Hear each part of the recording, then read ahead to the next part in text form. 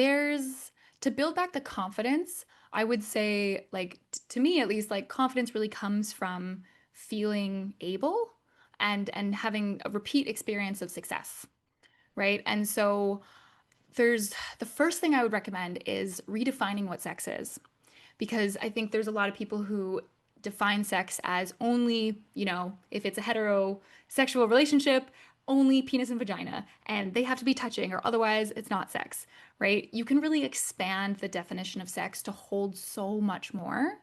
And so that could include kissing, that could include touching, that can include like just the first sense of arousal. And your entire skin is this beautiful huge organ that has so many sensations in it. And so expanding the view to successful sex to meaning, oh, we connected and we touched each other and that's it. And if that helps kind of give you celebrations, give you yeses, give you confirmations that start building up that confidence. So that would be the first thing I would suggest. Well, so I would also really, so there's you can have orgasms from a lot of different parts of your body. And you can have orgasms in like every kind of way you can think of. You can have them from your breasts. You can have a full body energetic orgasm. I've had an orgasm from my armpit. Like they can come in different ways. And so there's techniques I can teach that I do teach to help expand that pleasure, to be able to bring the pleasure out in new ways and to start to learn to orgasm in different ways.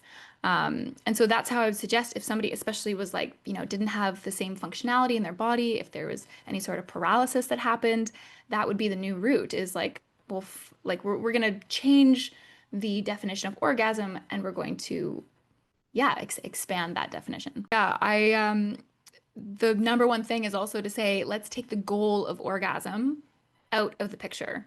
Orgasm is not some sort of be all and end all. Let's take that off the plate. It takes off the pressure, right? It's all about taking the pressure off. Because like pressure leads to stress and puts us in fight or flight, and then we can't relax and actually receive and have a pleasurable experience, right? Our bodies aren't wired to experience pleasure unless we feel safe. So yeah, the taking the goal of orgasm off the plate, and it's really like it's a useful goal because if you're having orgasms, or it's a useful goal to like keep in mind, just because if you're having orgasms, it does mean that like there's some alignment within your body and you are, you know, wiring in the right direction for pleasure. But that being said, having an orgasm every single time is absolutely not necessary and should not be the goal.